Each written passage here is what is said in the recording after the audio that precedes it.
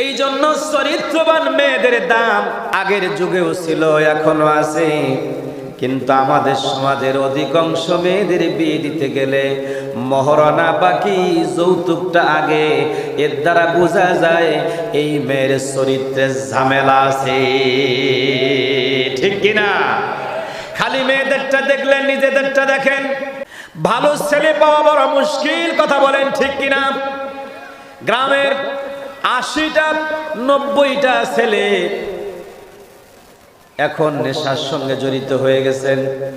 মদিনায় গেলে আসতে মন চায় না। আমি যদি পাখি হতাম, ডানা মেলে উড়ে যেতাম। গজল শোনেন নাই? মানুষের মন চায় মদিনায় যেতে, যেতে পারছি না, তাই আমাদের সালাতু সালাম পৌঁছিয়ে দেই, বলেন আমিন। আমি ভূমিকা না টেনে সরাসরি আলোচনায় যেতে চাচ্ছি, যেহেতু আজকের মাহফিলের প্রধান মেহমান রয়েছেন।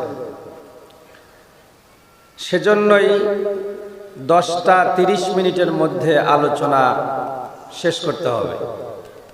বিশেষ মেহমানের 10:30টায় আলোচনা শুরু করলে 12টা পর্যন্ত প্রধান মেহমান আলোচনা করবে। কথা বলে আলোচনার পরিবেশ ঠিক থাকবে। আসুন, এই কোরআনুল কারীম আল্লাহ রাব্বুল আলামিন অবতীর্ণ করেছেন 2 জায়গায়। জোরে বলেন কয় জায়গায়? 1 নাম্বার কোরআন অবতীর্ণ করলেন মক্কায়। যেই সূরাগুলো মক্কায় অবতীর্ণ হয়েছেন ওই সূরাগুলোকে মাক্কি সূরা বলা হয়। আর যেই সূরাগুলো মদিনায় অবতীর্ণ হয়েছেন ওই সূরাগুলোকে মাদানী সূরা বলা হয়। মাক্কি সূরার ভিতরে আল্লাহ রাব্বুল আলামিন 3 ধরনের আলোচনা করেছেন, সুবহানাল্লাহ বলেন। আর মাদানী সূরাগুলোর ভিতরে ব্যক্তি, পরিবার, সমাজ, রাষ্ট্র, আন্তর্জাতিক জীবন কিভাবে চলবে, আইন আদালত কি হবে, চুরি করলে কি হবে, ডাকাতি করলে কি হবে, জেনা করলে কি হবে, মানুষের জমি দখল করলে কি হবে, দেশের টাকা পাচার করে বাইরে দিলে তার শাস্তি কি হবে, সকল আইন ও কানুন মাদানী সূরাগুলোর ভিতরে আল্লাহ রাব্বুল আলামিন নাজিল করেছেন। জোরে কান সুবহানাল্লাহ। এই জন্য মাদানী সূরা আলোচনা করলে লোকেরা ভাবে মনে হয় রাজনীতি করছেন, কিন্তু গোটা পৃথিবীর সমস্ত রাজনীতির সব নীতি আল্লাহ রাব্বুল আলামিন কোরআনুল কারীমের ভিতরে দিয়েছেন। একটু জোরে বলুন সুবহানাল্লাহ। বলুন তো আকাশের মালিক কে? আরো জোরে। একটা আকাশের তলার উপরে পৃথিবীর কোন রাজনৈতিক নেতা উঠতে পারেন নাই, কিন্তু যিনি সমস্ত রাজনৈতিক নেতার নেতা তিনি হলেন নবী মুহাম্মদুর রাসূলুল্লাহ। শুধু একটি আসমান নয়, 7 আসমান ভেদ করে আরশে আজিম পর্যন্ত গিয়েছেন। তিনি হলেন আমাদের প্রধান নেতা, ঠিক কিনা? আজকে যারা বলে হুজুররা বোঝে না, হুজুররা কিছুই বোঝে না, রাজনীতি বোঝে না, কিন্তু এই হুজুরদের কাছে যে বুঝ দেওয়া হয়েছে সেই বুঝ শুধু দুনিয়ার বুঝ নয়, আসমানের উপরের বুঝ, আসমানের নিচের বুঝ, জমিনের নিচের বুঝ, জান্নাতের বুঝ, জাহান্নামের বুঝ আল্লাহ রাব্বুল আলামিন কোরআনুল কারীম দিয়া বিশ্ব নবীজির মাধ্যমে গোটা পৃথিবীর আলেমদের কাছে সরবরাহ করেছেন। জোরে বলেন ঠিক কিনা? ভাইয়েরা আমার, আসুন আমরা কোরআনুল কারীম থেকে আলোচনা করতে চাই। আমার দিকে খেয়াল করুন, কানটা লাগিয়ে দেন। বলবেন হুজুর প্রতি বছর আপনি আমাদের এই এলাকায় আসেন, আলোচনা শুনি, শুধুমাত্র টাকা চান, পয়সা চান, সোনা গহনা, মহিলারা নাকের ফুল, কানের দুল, গলার মালা, বাড়ির মুরগির ডিম পর্যন্ত এনে দিয়ে দেয়। এটি নতুন কোনো কাহিনী নয়। আমার রাসূল যখন ছিলেন তদানীন্তন সময়েও যারা ঈমানদার মহিলা ছিলেন, নারী ছিলেন, তারা তাদের নাকের ফুল, কানের দুল, গলার মালা, পরনের পোশাক পর্যন্ত অতিরিক্ত থাকলে সেগুলো আল্লাহর পথে দিয়েছেন। সুবহানাল্লাহ। ভাইরা আমার, যে আয়াতে কারিমা পড়েছি সূরা আন-নিসা ৭৫ নম্বর আয়াত, লিখে নেন সূরা নিসা। নিসা শব্দের অর্থ হলো মহিলা। মহিলাদের নামে একটি সূরা আল্লাহ রাব্বুল আলামিন নাজিল করেছেন। সুবহানাল্লাহ বলেন। আজকের মাহফিলে মহিলাদের সংখ্যা বেশি, পুরুষের সংখ্যা কম। কারণ এই এলাকার পুরুষেরা বাড়িতে পাহারা দিচ্ছেন, আর নারীরা বলছেন বাড়ির কাছে মাহফিল, আমরা একটু শুনতে যাই, একটু হেল্প করেন। ঠিক কিনা? পুরুষেরা হেল্প করছেন বাড়িতে, নারীরা এসেছেন আলোচনা শুনতে। আমার মায়েদের বোনদের একটা দোয়া আল্লাহর দরবারে মঞ্জুর হয়েছেন, ওই দোয়াটার উপরে আজকের একটু আলোচনা করতে চাই। আল্লাহ রাব্বুল আলামিন বললেন, ওয়ামা লাকুম লা তুকাতিলুনা ফি সাবিলিল্লাহ। 1450 বছর আগে, 1450 বছর আগে মক্কাতুল মুকাররমায় সূরা নাজিল করলেন, আয়াত নাজিল করলেন। যেই সময় আল্লাহর নবী সাহাবীদেরকে দ্বীনের দিকে ডাকতেছিলেন, যুদ্ধের দিকে ডাকতেছিলেন। কাফেরদের সঙ্গে সংগ্রাম করতে হবে, যুদ্ধ করতে হবে। এই যুদ্ধ করতে গেলে ডাকের প্রয়োজন, একটা ডাক আমার নবীজি দিয়ে দিলেন। ভাইরা আমার, সূরাটি যেহেতু মদিনায় নাজিল হয়েছেন, মদিনায় যখন গেলেন তখন যুদ্ধের জন্য প্রয়োজন হয়ে গেল। যুদ্ধের ময়দানে রাসূলুল্লাহ সাহাবীদেরকে ডাক দিলেন, আসো যুদ্ধে যাই। কাফেরদের সঙ্গে লড়াই করতে হবে, দ্বীনের আলোকে ছিনিয়ে আনতে হবে, শান্তিকে ছিনিয়ে আনতে হবে। কারণ এই মক্কা নগরীতে, মদিনার নগরীতে শান্তি নাই। মানুষেরা ছোট্ট সামান্য বিষয় নিয়ে মারামারি করে, কাটাকাটি করে, খুন খারাপি করে।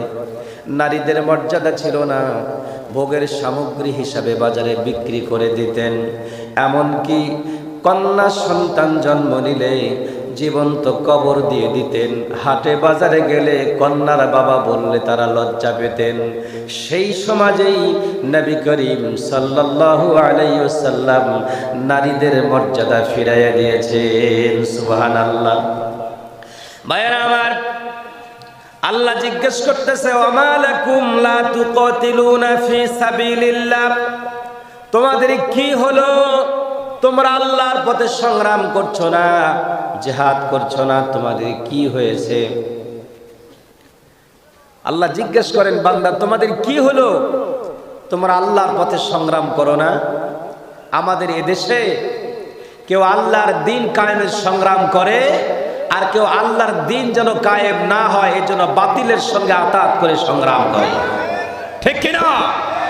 তাহলে দুইটা পথ, একটা হচ্ছে আল্লাহর দ্বীন কায়েম করতে হবে, এরা হচ্ছে উলাইকা হিজবুল্লাহ, আল্লাহর দল। আর যারা আল্লাহর দ্বীনকে কায়েম করতে দেয় না, মানুষের তৈরি করা মতবাদকে প্রতিষ্ঠা করতে চায়, উলাইকা হিজবুশ শাইতান, ওরা হচ্ছে শয়তানের দল। ঠিক কিনা? কথা কার? কথা আল্লাহ। সুতরাং আল্লাহর দ্বীন কায়েম করবে, এদেশের প্রত্যেকটি রাজনৈতিক দলের কাজ হবে আমরা ক্ষমতায় গেলে যেন আল্লাহর দ্বীন দিয়ে আল্লাহর দ্বীনকে প্রতিষ্ঠা করতে পারি, আল্লাহর কোরআন দিয়ে মানুষের বিচার ফয়সালা করতে পারি। ঠিক কিনা?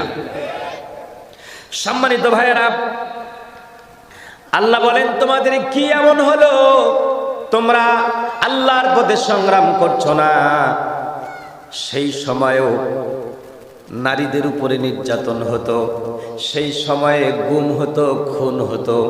ওই সময়ে মানুষের জীবনে নিরাপত্তা ছিল না। যেই বিষয়টুকু আমরা অতীতের 17টি বছর দেখেছি। কথা বলেন, সিলেটের ইলিয়াস গুম হয়ে গেল, হয়েছে কি হয় নাই? এই ইলিয়াসের ব্যাপারে এখন কোনো কথা নাই। অথচ একজন গুম হয়ে গেলেন, তার সন্তানদেরকে নিয়ে কত মায়া কান্না করলেন, তিনি তার সব খবর জানতেন, ঠিক কিনা? কত মানুষ গুম হয়ে গেল, সাগররুনি হত্যা হলো, কত ডেট মামলার পিছিয়ে যাচ্ছে, বিচার হয় না, ঠিক কিনা? ইশারা ছিল না? ছিল না? আমার ভাইরা, যারা গুম হয়েছেন তাদের স্ত্রীরা আল্লাহর কাছে ফরিয়াদ করেছেন, আল্লাহ আমার স্বামীর গুমের বিচার আপনি করেন, দুনিয়ার কেউ করবে না। কথা বলে, যাদের স্বামীরা কারাগারে বন্দী ছিলেন সেই সকল স্ত্রীরা আল্লাহর কাছে ফরিয়াদ করেছে, আল্লাহ আমার স্বামীকে, নিরপরাধ মানুষকে যারা ধরে নিয়ে গুম করেছে, বন্দী করে রেখেছে, আল্লাহ তুমি তাদের বিচার করো। কথা বলেন, ইশারা বোঝেন না? ইশারায় কথা বলবেন। শিশুরা পর্যন্ত আল্লাহর কাছে কান্না করেছে, আমার বাবা নাই। ঈদের দিন সব শিশুদের বাবা নতুন জামা কিনে দিয়ে ঈদগার ময়দানে নিয়ে যায়। যারা গুম হয়েছেন, কারাগারে বন্দী ছিলেন, তাদের সন্তানরা জেলখানার দিকে তাকায়, বাবা কোন দিন আসবে, আসে না। ঈদের ময়দানে গিয়ে হাত পেতে আল্লাহর কাছে ফরিয়াদ করেছেন, আমার আল্লাহ কি শোনে নাই? আরো জোরে বলেন, শোনেন নাই? আল্লাহ হচ্ছেন ইন্নাল্লাহা আলিমুম বিযাতিস সুদূর, প্রত্যেকটি মানুষের অন্তরের খবর দুনিয়ার কেউ না জানলে জানে কে? আরো জোরে বলেন, কে? আমার ভাইয়েরা, নারীরা কেঁদেছেন, আল্লাহর কাছে দোয়া করেছেন, শিশুরা কেঁদেছেন, আল্লাহর কাছে দোয়া করেছেন। আর যারা জুলুমের শিকার হয়েছিলেন, তাদের ক্ষমতা ছিল না, পাওয়ার ছিল না, ওরা ছিল দুর্বল, দুর্বলদেরকে ধরে নিয়ে কারাগারে বন্দী করে রেখে দিয়েছেন। ওরা কারাগারের ভিতরেই আল্লাহ রব্বুল আলামিনের কাছে দোয়া করেছে, আল্লাহ এই জালিমদের কারাগার থেকে, জালিমদের শাসন থেকে আমাদেরকে বের করে নাও। ওই কথা 1450 বছর আগে আল্লাহ রাব্বুল আলামিন কোরআনুল কারীমের ভিতরে রেকর্ড করে দিলেন। যুগে যুগে ওই জালিমদের শাসকের একটা গোষ্ঠী পৃথিবীতে আসবে, তারা এই কাজ কাম করবে, এই কার্যক্রম চালাবে। সেটাই আল্লাহ পাক উল্লেখ করে দিলেন, ওয়াল মুস্তাদআফিনা মিনার রিজাল ওয়ান নিসাই ওয়াল উইলদান। শিশুরা কেঁদে কেঁদে আল্লাহর কাছে বলে, নারীরা কেঁদে কেঁদে আল্লাহর কাছে বলে, দুর্বল পুরুষেরা কেঁদে কেঁদে আল্লাহ রাব্বুল আলামিনের কাছে বলেন, আল্লাযীনা ইয়াকুলুনা রাব্বানা, হে রব্বুল আলামিন, ইয়াকুলুনা, তারা বলতেছে, ভবিষ্যতে বলবে। 1450 বছর আগে বলেছেন, 1450 বছর পরেও যারা কেঁদে কেঁদে আল্লাহর কাছে বলছেন, কিয়ামত পর্যন্ত যারা আল্লাহর কাছে কেঁদে কেঁদে বলবে, তাদের ব্যাপারে আল্লাহ পাক কোরআনুল কারীমে বলছেন, আল্লাযীনা ইয়াকুলুনা রাব্বানা, হে আমাদের প্রতিপালক, হে আমাদের রব, আখরিজনা, আমাদেরকে বের করে নেন, মিন হাদিহিল ক্বরিয়াতিজ যালিমি আহলুহা, এই জালেমদের ক্ষমতা থেকে, জালেমদের দেশ থেকে, জালেমদের শাসন থেকে আমাদেরকে বের করে নেন। ওয়াজআল লানা মিন লাদুনকা ওয়ালিয়া, আল্লাহ এখান থেকে বের করে আমাদেরকে একজন নেতা দিয়ে দেন, যেই নেতা, ওয়াজআল লানা মিন লাদুনকা ওয়ালিয়া, আমাদের একজন অভিভাবক দেন, আমাদের নেতা দেন। ওয়াজআল লানা মিন লাদুনকা নাসিরা, আয় আল্লাহ আপনি আমাদেরকে সাহায্য করেন। আমার বন্ধুগণ, এই 17 বছরের জালিমের কবলে যারা পড়েছিলেন, তারা দোয়া করেছেন, আল্লাহ রাব্বুল আলামিন জালিমদের বিচার করেছেন। এই ভূখণ্ডে যারা এত জুলুম নির্যাতন চালিয়েছেন, তারা আজকের সমাজে তাদের দলের নাম নিতে সাহস পায় না। জোরে বলেন, ঠিক কিনা? আরো সামনে যদি কেউ স্বৈর শাসক হতে চায়, তারাও একই পরিণতি হবে, ঠিক না বেটি?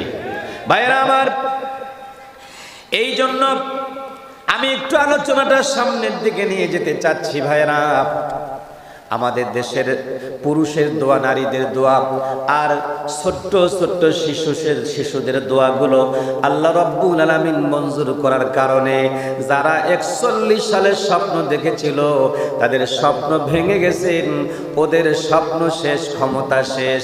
এখন হলো কোরআন হাদিসের বাংলাদেশ। ঠিক না বেঠে? এই দেশে ইসলাম চলবে, কোরআন চলবে, এই দেশে হাদিস চলবে, আলেমদের শাসন চলবে, কোরআনের শাসন চলবে। আমার ভাইরা, চলতে গেলে কি করার দরকার ওইটার দিকে আমরা একটু এগিয়ে যাই। আসুন আর একটি সূরা থেকে আলোচনা করি। আল্লাহ রাব্বুল আলামিন বলেছেন, ইকরা বিসমি রাব্বিকাল্লাযী খালাক খালাকাল ইনসানা মিন আলাক ইকরা ওয়া রাব্বুকাল আল্লাযী আল্লামা বিল কলাম আল্লামাল ইনসানা মা লাম ইয়ালাম। চিৎকার মেরে বলুন আল্লাহু আকবার। আল্লাহ রাব্বুল আলামিন কোরআনুল কারীম অবতীর্ণ করবেন। সর্বপ্রথম সূরা আলাকের 5টি আয়াত অবতীর্ণ করলেন। যেই পাহাড়ে, ওই পাহাড়টির দাম পৃথিবীর সব পাহাড়ের চাইতে বেশি। সুবহানাল্লাহ বলেন। ভাইরা আমার, যেই রাতে কোরআন অবতীর্ণ করলেন পৃথিবীর সব রাত্রির ভিতরে ওই রাতের দাম আল্লাহ রাব্বুল আলামিনের কাছে বেশি। এত বেশি 1000 বছর ইবাদত করলে যেই পরিমাণ সওয়াব হয়, ওই রাত্রির সওয়াবটা আল্লাহ রাব্বুল আলামিন ওই পরিমাণ বাড়ায় দিয়েছেন। সুবহানাল্লাহ। শুধু তাই নয়, যেই ফেরেশতা কোরআনুল কারীমকে নিয়ে এসেছেন ওই ফেরেশতার দাম তামাম ফেরেশতাদের ভিতরে বেশি। আর যেই মানুষের কাছে কোরআনুল কারীম অবতীর্ণ করেছেন ওই মানুষের দাম তামাম পৃথিবীর সমস্ত মানুষের চাইতে বেশি। সুবহানাল্লাহ বলেন। ভাইরা আমার, এই কোরআন যারা শুনে, এই কোরআন যারা পড়ে, কোরআন যারা বোঝে, কোরআনের পথে যারা চলে, তাদের দাম এই পৃথিবীতে সব চাইতে বেশি। আমি একটু সামনে আপনাদেরকে নিয়ে যাই, একটু খেয়াল করুন। আল্লাহ রাব্বুল আলামিন যেই পাহাড়ে কোরআন অবতীর্ণ করেছেন ওই পাহাড়টির নাম হলো জাবালে নূর। নূর মানে আলো। নূর মানে কি? আরো জোরে। এই নূর পাহাড়ে আল্লাহ রাব্বুল আলামিন কোরআন অবতীর্ণ করলেন। নবীজি এমন একজন নবী যাকে আউয়ালে নবী বলা হয়, আখেরে নবী বলা হয়, প্রথম নবী বলা হয়, শেষ নবী বলা হয়, যার আগেও কোনো নবী ছিল না, যার পরেও কোনো আর নবী নেই। তিনি হলেন খাতামান নবীন। কিন্তু আমার দেশের কিছু মানুষ নামধারী মুসলমান, ওরা বলে আখিরি জামানার পয়গম্বরের পরে আর একজন নবী আসবে, তার নাম হবে গোলাম আহমদ। আরো জোরে। এই গোলাম আহমদকে যারা নবী মানে তারা হলো কাদিয়ানি। তারা কি? নবীর পরে যারা নবী মানবে তারা মুসলমান থাকবে না, তারা কাফের। ঠিক কিনা? সুতরাং কাফেরদেরকে বাংলার মাটিতে কাফের ঘোষণা করতে হবে। ওরা কখনো মুসলমান বলে পরিচয় দিয়া মুসলমানের সাথে আত্মীয়তা করতে পারবে না। আমার ভাইয়েরা, আমি কাদিয়ানীদের সম্পর্কে তথ্য উপাত্ত দিয়ে আলোচনা করলে সময়ের প্রয়োজন হবে, সেই দিকে না গিয়ে একটু আপনাদেরকে মূল আলোচনার দিকে নিয়ে আসি। আল্লাহ রাব্বুল আলামিন যেই পাহাড়ে কোরআন অবতীর্ণ করলেন ওই পাহাড়ের নাম হলো জাবালে নূর। নূর মানে হচ্ছে আলো। আমার ভাইয়েরা, আল্লাহর নবী পৃথিবীতে আসবেন এই ঘোষণা তাওরাত, জাব্বুর, ইনজিলের ভিতরে আল্লাহ রাব্বুল আলামিন দিয়েছেন। তাওরাত, জাব্বুর, ইনজিলের ভিতরে যে ঘোষণা দিয়েছেন এই ঘোষণার একটা উদাহরণ আপনাদের সামনে এর আগেও বলেছি, আজকেও বলি। মক্কা নগরের একজন ধনী মানুষ ছিল, নাম খুয়াইলিদ। পাহাড়ের টিলার উপরে তার বাড়ি। খুয়াইলিদের একজন কন্যা ছিল, নাম ছিল খাদিজা। দেখতে সুন্দরী, রূপসী, চাল চলনে, কথাবার্তা এত চমৎকার। খাদিজার বাবা খুয়াইলিদ খাদিজাকে দেখে শুনে বিয়ে দিলেন। আজ থেকে 1400 বছর আগে যখন কোরআন নাজিল হয় নাই, রাসূলুল্লাহ নবুয়ত প্রাপ্ত পৃথিবীতে এসে রিসালাতের দায়িত্ব পান নাই, ঠিক তার পূর্বের কথা আল্লাহ রাব্বুল আলামিন জাতিকে জানাবার জন্য, ভাইরা আমার, এই খাদিজার ইতিহাসটা আমি আপনাদের সামনে উপস্থাপন করছি। খাদিজা জাহালিয়াতের যুগে বিয়ে হলেন, তখন তার সতীত্ব, চরিত্রের দাম ওই সময়ও নগদ দিয়ে দিতেন, তার মানে হলো মহারানা। বিয়ে হলে মহারানা নগদ দিতেন। এই প্রথা জাহালাতের যুগে ছিল, কিন্তু কোরআন নাজিল হওয়ার পর 1450 বছর পর বাংলাদেশ সৌদি আরব থেকে, মক্কা থেকে 6500 কিলোমিটার দূর। এই 6500 কিলোমিটার দূরে 1450 বছর পরে আমার বাংলাদেশে মুসলমানদের বিয়ে হলে মেয়েদের চরিত্রের দাম, সতীত্বের দাম, মহারানা নগদ প্রদান করা হয় না, ঠিক কিনা? চরিত্র, সতীত্ব এর দাম নগদ দেওয়ার দরকার আছে না নাই? এ কথা বলে না। বিয়ে করলে স্ত্রীর মহারানা দিতে হয়। মহারানাটা কি ভাই? মহারানা হলো এই মেয়েটা বাবার বাড়িতে থেকে তার চরিত্রকে হেফাজত করেছেন, সতীত্বকে হেফাজত করেছেন, এরপরে বৈধ পন্থায় একজন ছেলের কাছে তার জীবনের সব উৎসর্গ করে দেবেন, এইটার বিনিময় হচ্ছে তার মহারানা। এখন এই মেয়ে তো ওই ছেলের সাথে বিয়ে হওয়ার আগেই আরো 4 জায়গায় তার চরিত্র বিক্রি করে দিয়েছেন। এখন আর মহারানা নগদ পাওয়ার সিস্টেম নাই। কথা বলেন। জল ঢাকার এই পাঠান পাড়ার মা বোনেরা ভালো করে শুনেন, মহারানার টাকা নগদ পাওয়া যায় না, এর পিছনে তো কারণ আছে। কথা বলেন না যে শান্তি নাই ঘরে, মোবাইলটা নিয়ে যায় নদীর চরে। কথা বলে না। আন্দাজি সারাটা রাত হ্যালো হ্যালো হ্যালো হ্যালো, কোন ছেলের সাথে গল্প করে, কোন জায়গায় যায়, কার সাথে গল্প করে, কোনো ঠিক ঠিকানা নাই। আগে ওই 4-5 বেচা হয়ে গেছে। এখন আনুষ্ঠানিকভাবে যখন তার চরিত্র আরেকজন পুরুষের কাছে উৎসর্গ করতে যাবে, ওই পুরুষ বলে যে আগে তো এটা শেষ, এখন আমি আমার চরিত্র তাকে দেব। ছেলেটা বলতেছে যে আমার সতীত্ব, আমার চরিত্র আমি যেই মেয়েকে দেব, অন্তত আমার দামটা নেওয়া দরকার। এই জন্য আগতে কন্ডিশন করে, মুখ যৌতুক কত টাকা দিব। কথা কয় না, কথা কয় না। মানে যেই ছেলের দাম যত বেশি, আর যৌতুকটাও তত বেশি। কছে এই চ্যাংড়ার মতন চ্যাংড়া, কেমন আছে এই ছেলেটার মতো ছেলে গোটা পাঠানপাড়া, নিজপাড়া, ঘুঘুমারি কোথাও এর মতন ছেলে নাই, এত ভালো ছেলে। শুনে তো আর বাপ কি কয়েছে, বাপের কাছে গেছে, বাপ তো হাজি মানুষ, যৌতুক তো নেওয়া যাবে না। কিন্তু এর আগে মেয়ে বিয়ে দিতে গিয়ে যেই জামাই পাইছে, ওই জামাই ফিরায় 5 লাখ দিছে। কয়েছে ভাই মুই ওইলা আলাপ করিয়া পারিম না, মোর বড় জামাইটা আলাপ কর, কারণ বড় জামাইও যৌতুক। কথা কয় না। ওর কাছে যখন গেছে, কাছে ভাই বহু জায়গায় আলাপ আলোচনা হয়েছে, দাম প্রায় 15 লাখ টাকার মতন উঠে গেছে। কথা বলে। এখন মহারানা ছেলেক দেয় না মেয়েক দেয়? ছেলেটা নগদ, মেয়েটা বাকি। ছেলেটা নগদ, মেয়েটা বাকি। আর জাহালাতের যুগেও মেয়েটা নগদ ছিল, ছেলের কোনো আলাপই নেই।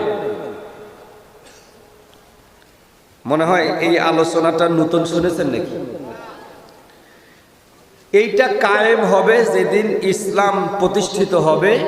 মেয়েরা তাদের সতীত্ব বিক্রি করার কোনো জায়গা পাবে না, সতীত্ব হেফাজত হবে। একজন ছেলের কাছে সতীত্ব দিতে চাইলে ওই মেয়ের দাম দিয়ে তাকে নিতে হবে, ঠিক কি না? দেখবেন আপনাদের গ্রামগঞ্জে, আরে ওই লোকটার নাকি মেয়ে আছে রে? আচ্ছা হ্যাঁ আছে তো। দেখা যায় না কেন? বাড়ির থেকেই বাইরে হয় না। আর যদিও বা বাড়ি হয় তা হাত মোজা পা মোজা বোরখা পরিয়া চিনায় যায় না। কথা কন। চরিত্র কেমন? আছে মেয়েগুলা খুবই ভালো। আর বাপের তো ব্যবহার জানিস। খোঁজ খবর নিয়ে কয় ভাই তাইলে মেয়েটার আলাপ কর, টাকা পয়সা কিচ্ছু দিবার লাগিবে না, বরঞ্চ নাকের ফুল, কানের দুল, গলার মালা, হার এগুলা নগদ দিয়া সাজেয়া তারপরে বউ বানে ধরিয়া সে দিবে না নাই আলাপ কর, এ কথা বলে। তার মানে একটা চরিত্রবান মেয়ের দাম কত? সোনা গহনা দিয়েও তাকে পাওয়া যায় না। যখন আলাপ করে কাছে কার বেটা, কাছে অমুকের বেটা, কাছে ও ওই ছেলেটার ব্যাপার তো আমার জানা আছে রে, অমুক জায়গার দেখুন দুইটা গাঞ্জা করে সাথে বসি আছে। কথা কয় না, কাছে এটা হবে না। দেখো মুফতি, মুহাদ্দিস, আলেম, হাফেজ, কারি এগুলা কারা আছে? কাছে কেন? কয় হাফেজ গাঞ্জা খায় না, মদ খায় না, সুয়ানি খায় না, ভাং খায় না, তাস খেলায় না, জুয়া খেলায় না। এ কথা বলেন। আর সারা দিনে যদি 500 টাকা ইনকাম করে ওইটা দিয়ে আলহামদুলিল্লাহ। আর এই সেংটু সারা দিনে 1000 টাকা ইনকাম করলেও গাঞ্জা খায়া পুরায় 700 টাকা। এ কথা বলেন। যা জমা হবে ভবিষ্যতে চিকিৎসা করতে শেষ হবে। অতএব এই ছেলের সঙ্গে মেয়ে বিয়ে দেওয়া যাবে না। ভাইয়েরা আমার, এই জন্য চরিত্রবান মেয়েদের দাম আগের যুগেও ছিল, এখনো আছে। কিন্তু আমাদের সমাজের অধিকাংশ মেয়েদের বিয়ে দিতে গেলে মহারণা বাকি, যৌতুকটা আগে। এর দ্বারা বোঝা যায় এই মেয়ের চরিত্রে ঝামেলা আছে, ঠিক কিনা? খালি মেয়েদেরটা দেখলেন, নিজেদেরটা দেখেন। ভালো ছেলে পাওয়া বড় মুশকিল, কথা বলেন ঠিক কিনা? গ্রামের 80টা 90টা ছেলে এখন নেশার সঙ্গে জড়িত হয়ে গেছেন। আগে দেখতাম মঞ্চে উঠলেই ওই অতীতের 17 বছর জাহালাতের যুগটা, মঞ্চে উঠলেই বলতো আমরা সন্ত্রাস মুক্ত সমাজ গড়ব। কথা কয় না? ওরাই সন্ত্রাস। কথা বলেন। আমরা নেশা মুক্ত সমাজ গড়ব। যাই দেখেন অস্ট্রেলিয়া মুন্ডা জেলার সবাই নেশা খায়। কথা বলেন। বাংলাদেশের আপনাদের এই এলাকার যতগুলা মসজিদ আছে, একটা মসজিদের ইমামক দেখান তো গাঞ্জা খাইছে, তাহলে গাঞ্জা খায়। একটা মসজিদের ইমাম মুয়াজ্জিনকে দেখান তো যে এই লোকটা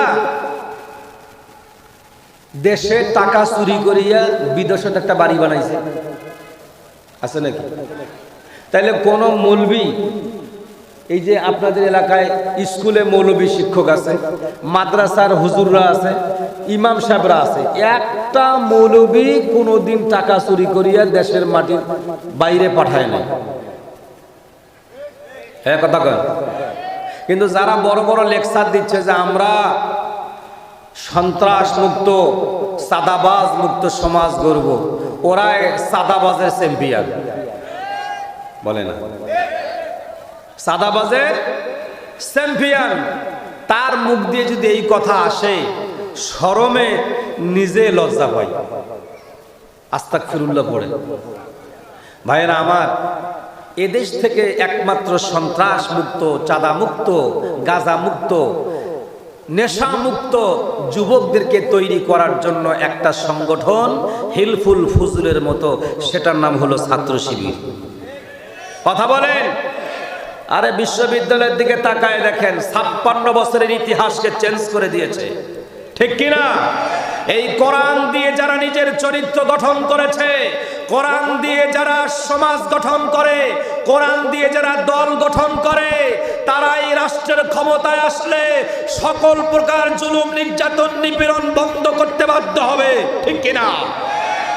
বন্ধুগণ আমার, সব তো দেখলাম, আরেকটা বার কোরআনকে আমাদের দেখা দরকার। কোরআনকে দেখা দরকার। কোরআনের সমাজটা কেমন দেখেন, নবী করিম সাল্লাল্লাহু আলাইহি সাল্লাম কোরআনের সমাজ গড়তে গিয়ে মক্কাতুল মুকাররমা, নবীজি পৃথিবীতে আসবেন মায়ের পেটের ভিতরে, এখনো আসতে 6 মাস বাকি আছে। নবীজি পৃথিবীতে আসবেন 6 মাস বাকি। বাবা ইন্তেকাল করলেন আব্দুল্লাহ। নবীজির জন্মের পরে মা আমিনা তাকে হাত ধরে হেঁটে হেঁটে পায়ে হেঁটে আবুয়া নামক স্থানে নিয়ে যেতেন, যেখানে আমার রাসূলের পিতার কবর। ওই জায়গায় যেতেন, আমার রাসূলের হাত ধরে ধরে মা আমিনা নিয়ে যেতেন আর দেখাই দিতেন, মুহাম্মদ এইটা তোমার বাবার কবর। সেখানেই দোয়া করতেন তার জন্য। বন্ধুরে আমার, নবীজি 6 বছর বয়সে জন্ম দুখুনি মাকে হারিয়েছেন। মা বলে ডাকার মতো কেউ নাই, বাবার মতো ডাকবে এমনটাও কেউ নাই। বাবা নাই, মা দাদার বাড়িতে লালিত পালিত হতে শুরু হয়ে গেল। কিছুদিন পর দাদা ইন্তেকাল করলেন। দাদার পরে চাচার বাড়িতে গেল। চাচা তাকে ভালোবাসা দিলেন, মোহাব্বত করলেন, আদর করলেন, লালন পালন শুরু হলো। চাচিমা মায়ের স্নেহ ভালোবাসা দিয়া রসুলকে আদর যত্নে লালন পালন শুরু করলেন। নবীজির বয়স যখন 16 বছর, তখন নবীজি মক্কার চতুর্দিকে তাকায় দেখতেছেন যুবকদের দৃশ্যগুলো। যুবকদের চরিত্র ঠিক নাই, শুধুমাত্র মারামারি, কাটাকাটি, খুন খারাপি, ছিনতাই, মামলা মোকদ্দমা, বিচার বহির্ভূত হত্যাকাণ্ড। নারীদের মর্যাদা নাই, ভোগের সামগ্রী হিসাবে বাজারে বিক্রি করেন। কন্যা সন্তান জন্ম হলে জীবন্ত কবর দিয়ে দেন। আমার ভাই জীবনে একাধিকবার হজে গিয়েছে, ওমরায় গিয়েছে, জিজ্ঞেস করেন বাইতুল্লাহর পাশে একটি কবরস্থান, খাল মাটিতে, নিচু মাটিতে, ওইটা হলো দাহিয়াতুল কালবির সন্তানকে জীবন্ত কবর দিয়েছিলেন উম্মে জামিলা। আজও পর্যন্ত এই কবরস্থানে মাটি খনন করতে গেলে ডেজার মেশিন দিয়া তাজা রক্তগুলো জমিন থেকে বেরিয়ে আসে। ফলে সৌদি সরকার ওই জায়গার কনস্ট্রাকশনের কাজকে বন্ধ করে দিয়েছেন। বন্ধুরে আমার, পৃথিবীর ইতিহাস, পৃথিবীর এই অলৌকিক ঘটনাগুলো আজও পর্যন্ত আছে।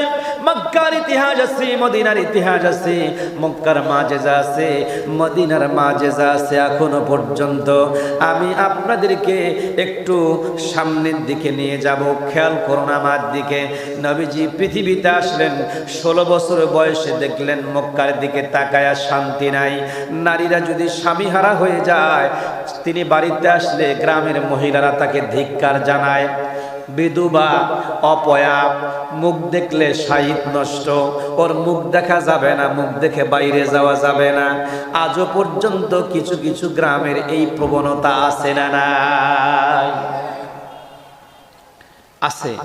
আমাদের সমাজে দেখবেন অগ্রহায়ণ মাস আসলে সামনে একটা ডুংডুঙি নেয় আর পিছনে একটা ঝোলা ব্যাগ আর ধুতি লেংটি পড়িয়া, মুসলমান কি হিন্দু, সবার গোয়াল ঘরে দুয়ারত যায়, যাই একটা টুংটুঙ্গি বাজায়।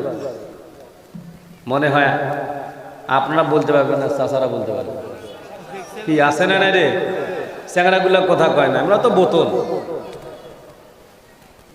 হা করে থাকে। গাঞ্জা খায়া খায়া বুকের ভিতর কিচ্ছু নাই, খালি হাইফাই করে। তোর নাম কি রে? নাই, ভিতরে কিচ্ছু নাই, কথা বলে না। আসছে তারপরও কোরআনের মাহফিলে একটু মাঝে মধ্যে কথা বলবেন, কোরআনের সাহাবত নেবেন। বলতেছিলাম কি, নবীজি মক্কায় 16 বছর বয়স, তাকায় দেখলেন মক্কার অবস্থা খুবই লাজুক। এইভাবে মানুষ চলতে পারে না। যুবকদেরকে ডাক দিলেন, এই যুবকেরা শোনো তো, এই যে মেয়েদের চরিত্র, মেয়েরা বিধবা হলে তাকে এত গালিগালাজ করা হয়, মেয়েদের বাড়িতে ঢুকতে দেয় না, বিধবাদেরকে আলাদা করে ঘর উঠায় দেয়, এই এই বৈষম্যতাকে দূর করতে হবে। নবীজি 1450 বছর আগে বৈষম্য বিরোধী সংগঠন তৈরি করেছিলেন, আর 1450 বছর পর বৈষম্য বিরোধী ছাত্র আন্দোলন এদেশের মাটির থেকে জালেমদেরকে উৎখাত করে ছেড়েছেন, ঠিক কিনা? সুতরাং ওই পথ আমাদেরকে দেখতে হবে। বৈষম্য বিরোধী ছাত্র আন্দোলন এটা তৎকালীন সময় ছিল রাসূলুল্লাহর যুগে। চিল্লায়ে কোন সুবহানাল্লাহ। নবীজি ডাক দিলেন, মক্কার যুবকেরা শোনো, এই মক্কা নগরী থেকে সকল জুলুমের অবসান যদি ঘটাতে হয়, আমি মুহাম্মদ একা একা পারবো না, তোমাদের সংঘবদ্ধ শক্তির দরকার। আসো আমরা ঐক্য তৈরি করি। যুবকদেরকে ডেকে নিলেন, যুবকদের কাছ থেকে মাসিক ইয়ানত নিলেন, টাকা নিলেন, পয়সা নিলেন, সংগঠনের তহবিল তৈরি করলেন। এই তহবিল দিয়া মক্কা নগরীতে বিধবাদের জন্য পুনর্বাসনের ব্যবস্থা করলেন। অশিক্ষিত মানুষগুলোকে শিক্ষিত বানালেন, আর দরিদ্র মানুষগুলোকে অর্থনৈতিক সহায়তা করে তাদের দারিদ্র বিমোচন কর্মসূচি হাতে নিলেন। এইভাবে 6 দফা দাবিতে ওই সময়ের বিশ্ব নবী মুহাম্মদ সাল্লাল্লাহু আলাইহি ওয়াসাল্লাম নবুয়ত পাওয়ার আগেই মক্কা নগরীতে শান্তি প্রতিষ্ঠা করেছেন। জোরে কান সুবহানাল্লাহ। ওই নবীজির পথে চলার দরকার আছে না নাই? কারা কারা চাই? কারা কারা চাই রাসূলুল্লাহর পথে চলবো? লিল্লাহি তাকবীর, লিল্লাহি তাকবীর, লিল্লাহি তাকবীর। বাস হাত নামান। ওয়াশ আজকে একটু ওয়াশিং মেশিন দিয়ে পরিষ্কার হবে। খুব খেয়াল করেন, নবীজি সংগঠনের টাকা দিয়ে 16 বছর থেকে নিয়ে 25 বছর পর্যন্ত, কত বছর? 17, 18, 19, 20, 21, 22, 23, 24, 25, 9 বছর চালাইলেন। সংগঠনের টাকা পয়সা সব শেষ হয়ে গেল। নবীজি চিন্তা করলেন এখন কি করা যায়।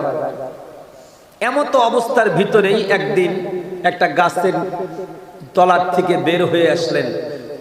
উপরে খোলা আকাশ, নবীজি খোলা আকাশের নিচে বসে আছেন, চিন্তা করতেছেন। ঠিক এই অবস্থায় খাদিজা, ওই যে বলছিলাম খাদিজা, এই খাদিজার 2 জন স্বামীর ইন্তেকালের পর পাহাড়ের চূড়ার উপরে বাড়ি, ঘরের জানালা খুলে দিয়ে তাকায় দেখতেছেন অপূর্ব এক সুন্দর যুবক, যার মাথার উপরে আসমানের মেঘ ছায়া দিচ্ছে।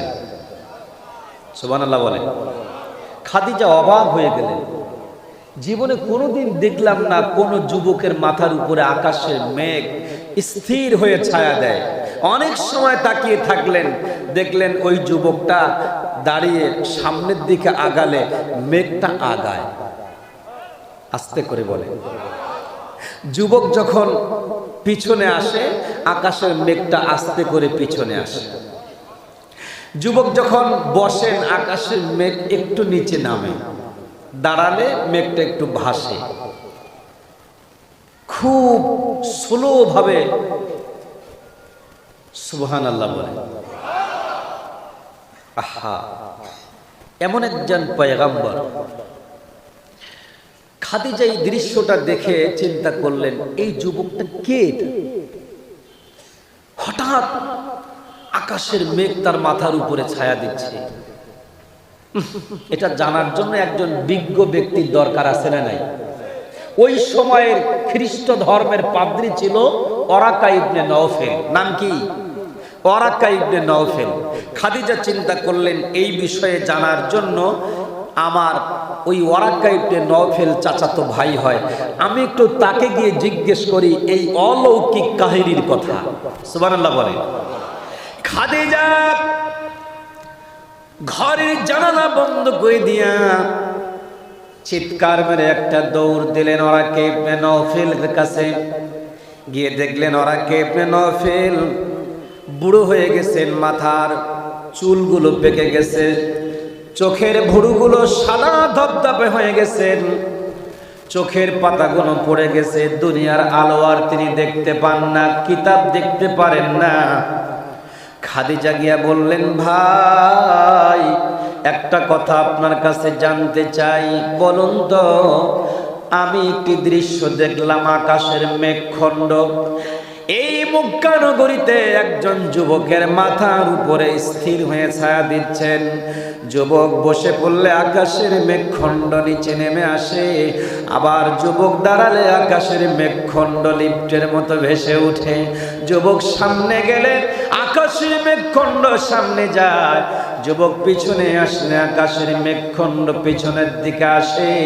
ও ভাই, বলুন তো এই যুবকটা কে হতে পারে? ওরাকে ইবনে নাফিল বলছেন, খাদিজা, তুমি এমন একজন যুবকের কথা আমার কাছে বলছো, যেই যুবকের আসার আগমনের কথাগুলো আল্লাহ রাব্বুল আলামিন তাওরাতে দিয়েছেন, জাব্বুরে দিয়েছেন, ইনজিলে দিয়েছেন।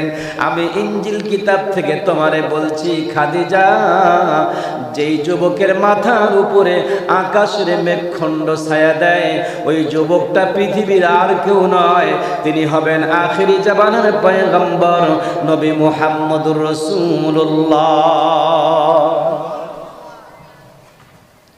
খাদিজা আশ্চর্য হলেন। ওরাকে ইবনে নওফেলকে ডেকে বললেন, ভাই, এই যুবক আখিরি জামানার পয়গম্বর হলে আমাদের লাভ কি? আমাদের লাভ কি? আমরাও এখন অনেকেই বলি যে হুজুর, কোরআনের শাসন যদি রাষ্ট্রে কায়েম হয় তাহলে আমাদের লাভ কি? কথা বলেন। আপনার লাভ হচ্ছে যে আপনার যে কয়টা ছেলে আছে, একটা ছেলেও গাজার আসরে যেতে পারবে না। তাহলে আপনার লজ না লাভ? আপনার বাড়ির গরুগুলো ঘরের দরজা খোলা থাকলেও চোর এসে চুরি করবে না, কারণ জানে ধরা পড়লে হাত কেটে দেবে। ঠিক কিনা? আপনি নিরাপদে আপনার সম্পদ রেখে ঘুমিয়ে যাবেন। আপনার লাভ হলো আপনার ঘরের এই অপূর্ব সুন্দরী মেয়েটি 72 কিলোমিটার রাস্তা অতিক্রম করবে, যাবে আসবে, কোন লম্পট ছেলে তার দিকে তাকিয়ে সিটি দিতে পারবে না, আপনার ইফটিজিং করতে পারবে না, কারণ কোরআনের আইন ওকে কোমর পর্যন্ত, ঘাড় পর্যন্ত পুঁতে পাথর নিক্ষেপ করা হবে। ঠিক কিনা? তাহলে এই ভয় যখন থাকবে, বিচার যখন হবে, তখন আপনি থাকবেন নিরাপদ। এখন নিরাপত্তা আমরা চাই কিনা? আরো জোরে বলে। আশরাফ আলী থানভী রহমাতুল্লাহ আলাইহির একটা ঘটনা আপনাদেরকে শোনাই, আজকে নতুন কথা। দেখতে দেখতে আমার সময়টা শেষ হয়ে যাবে। আশরাফ আলী থানভীর আলোচনাটা দিয়েই আমার আলোচনা শেষ। আশরাফ আলী থানভী বলছেন, এক দেশের এক রাজা ছিল। সেই রাজা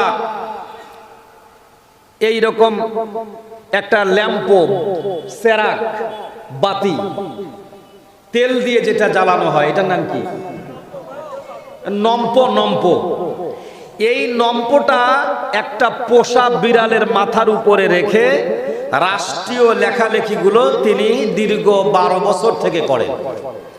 আর বিড়াল এই ল্যাম্পটা এটা নিয়ে চুপ করে বসে থাকে, একটুকু নড়াচড়া করে না। বলেন তো বিড়ালটার ট্রেনিং আছে না নাই? আরো জোরে। বাস।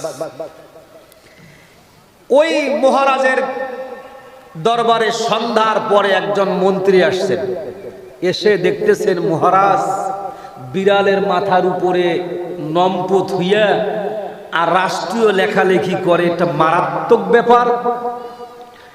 মহারাজ কোথায় কোনোদিন দেখি নাই, শুনি নাই বিড়ালের মাথার উপরে সেরাক রেখে, নম্প রেখে রাষ্ট্রীয় লেখালেখি করা যায়। আপনার এই বিড়াল কি ট্রেনিং প্রাপ্ত? মহারাজ বলছেন, হ্যাঁ মন্ত্রী মশাই, 12 বছরের ট্রেনিং প্রাপ্ত। বলছে, এর কি কোনো ইন্টারভিউ নেওয়া হয়েছে? বলছেন, এই বিড়াল 12 বছর যে এই কাজ করছেন, তার কি ইন্টারভিউ নিছেন? মহারাজ বলছেন, কিসের ইন্টারভিউ লাগে? 12 বছর থেকে তো কাজ করছি। তাই নাকি? বলে হ্যাঁ। বলে তাহলে আমি একটু ইন্টারভিউ নিতে পারি, আপনার বিড়াল কিন্তু ফেল করবে। মহারাজ বলছেন, অসম্ভব। বিড়াল যদি ফেল করে তাহলে পুরস্কৃত করব। আর যদি বিড়াল ফেল না করে তাহলে গর্দান যাবে। গর্দান বোঝেন? কাল্লা কাটিবে। মহারাজকে চ্যালেঞ্জ করলেন বিড়ালের। এই মন্ত্রী বললেন, মহারাজ আগামীকাল সন্ধ্যার পরে আপনার বিড়ালের ইন্টারভিউ নেওয়া হবে। সে জিতবে কি জিতবে না, আপনি জিতবেন কি জিতবেন না একটু দেখব। মন্ত্রী সারাটা দিন ঘুরে ঘুরে ধানের গোলা ঘরে ঢুকিয়া কিছু ইঁদুরের বাচ্চা, ইঁদুর ধান কাটে, এটা নাম কি, ইঁদুরের কিছু বাচ্চা জোগাড় করছে, করে একটা ব্যাগের মধ্যে ঢুকাইছে। ঢুকাইয়া ব্যাগের মুখটা বাঁধিয়েছে, আর বিড়ালের বাচ্চা ব্যাগের ভিতরে। সন্ধ্যার পর চলে গেলেন মহারাজের দরবারে। দরজায় গিয়ে দাঁড়ায় দেখলেন ঠিক আগের দিনের মতো বিড়ালের মাথার উপরে সেরেক দিয়ে রাষ্ট্রীয় লেখালেখি করতেছেন। মন্ত্রী বললেন, মহারাজ এবার আমি আপনার বিড়ালের ইন্টারভিউ নিতে চাই। বলছে, ঠিক আছে নাও। ঘরের দরজায় বিড়াল তো সেরেকের নিচে অন্ধকারে বসে আছেন, আর চতুর্দিকে আলো। মন্ত্রী মশাই কিছু ইঁদুরের বাচ্চা যখন দরজার সামনে ছেড়ে দিলেন, বিড়াল যেমনি ইঁদুরের বাচ্চা দেখেছে, কিসের তো সেরাকার নম্ব তারাস করে ফেলে দিয়া ঝাঁপ দিয়া ঘাপাস করিয়া ইঁদুরের বাচ্চা ধরছে। একেবারে কেরাসিন তেল দিয়া মহারাজের সব কাগজপত্র সেদের গেদের করে দিয়েছে। রাষ্ট্রের যত কাগজ ছিল সব কাগজ কি এ কথা বলেন, সেদের গেদের। মহারাজ বললেন, কি ব্যাপার? বিড়াল তো 12 বছর থেকে মাথায় নম্পনিয়া বসে থাকেন, এক বিন্দু নড়ে না, আজকে কেন এরকমটা করলেন? মন্ত্রী বলছেন, যার পূর্বের অভ্যাস হলো ইঁদুর খাওয়া, 12 বছর ন্যাম্পনিয়া কেন 24 বছর থাকলেও ইঁদুরের বাচ্চা দেখলে ন্যাম্পো ফলে দিয়া ইঁদুর খাবে। যারা অতীতে আমার এই সোনার বাংলাদেশের সম্পদগুলো লুণ্ঠন করে নিয়ে গিয়েছিল, তারা যদি কিয়ামত পর্যন্ত ভালো কথা বলে, আবার ক্ষমতা পাইলে দেশের টাকা চুরি করতে বাধ্য হবে, ঠিক কিনা? চোরের চুরি করা অভ্যাস যায় না। রাগ করলেন মনে হয়, কষ্ট পেলে? ভাইয়েরা আমার, আলোচনা হলো খাদিজা ওরাকা ইবনে নওফেলের কাছে গিয়ে বললেন, ভাই এমন একজন বালকের কথা আপনার কাছে জানতে চাইলাম, বলেন তো এই বালকটা কে হবে? ওরাকা ইবনে নওফেল বলছেন, খ্রিস্ট ধর্মের পাদ্রী। বোন রে শোনো, তুমি যে বালকের কথা বলছো, এই বালকটা পৃথিবীতে তার চাইতে ভালো মানুষ আর কেউ হবে না। তিনি হবেন আখিরি জামানার পয়গম্বর, তার নাম হবে মুহাম্মদ। তার উপরে কোরআন অবতীর্ণ হবে হেরা গুহায়। তাওহীদের কালিমা তিনি নিয়ে আসবেন, মানুষদেরকে তাওহীদের কালিমা পড়াবেন। যারা তার কালিমা গ্রহণ করবে তারা হবে চিরজান্নাতি, আর যারা কালিমা প্রত্যাখ্যান করবে তারা হবে জাহান্নামী। ও খাদিজা, এমন একটা গোষ্ঠী থাকবে যারা ওই বালককে কালিমা বলার সাথে সাথে ধাওয়া করবেন, কারাগারে বন্দী করে রাখবেন, এই মক্কা নগরী থেকে তাড়িয়ে দেবেন, দেশ ছাড়া করবেন। আমি ওরাকা ইবনে নওফেল যদি ওই দিন পর্যন্ত বেঁচে থাকতাম, তাহলে আমি আমার রসুলকে সাহায্য করতাম, আমি আমার রসুলের হাতে হাত দিয়া কালিমা পড়ে মুসলমান হয়ে যেতাম। কিন্তু দুর্ভাগ্য, আমি হয়তোবা ততদিন বেঁচে থাকবো না। খাদিজা, তুমি যদি পারো তাহলে ওই মুহাম্মদের উপকার করবে, তার সাহায্য করবে, তাকে তুমি সহযোগিতা করবে। খাদিজা তো এতদিন চিন্তা করেছিল আর কোনোদিন স্বামী গ্রহণ করব না, 2টা স্বামী মারা গেছে, আমার ভাগ্য খারাপ, আমি আর স্বামী গ্রহণ করব না, আমি এই 2 জন স্বামীর মহরণার টাকা দিয়ে ব্যবসা করব। সুবহানাল্লাহ বলে। মেয়েরা ব্যবসা করতে পারে না? আরো জোরে বলেন, পারে না? অনেকেই তো ওই যে মোটর সাইকেল নিয়ে মেয়েরা যদি যায়, আমাদের কিছু কাঠ মোল্লা আছে, কাঠ মোল্লা, ওরা বলে চিংড়ি মানসিবির মোটর সাইকেল চালায়। কথা বলেন। আরে ভাই, মক্কা নগরীতে রাসূলের সময় আজও পর্যন্ত আছে। আপনি যে হাজী সাহেব আছে জিজ্ঞেস করে দেখেন, মদিনার থেকে উহুদ পাহাড়ের নিকট হয়ে জিন পাহাড়ে যেতে হয়। এই জিন পাহাড়ে একেবারে নিকটে গিয়ে দেখবেন কিছু সাজানো উট আছে, ঘোড়া আছে, তাই না? আমি এই গত 21 তারিখে আসছি, 40 জনকার একটা কাফেলা নিয়ে গিয়েছিলাম ওমরা হজে।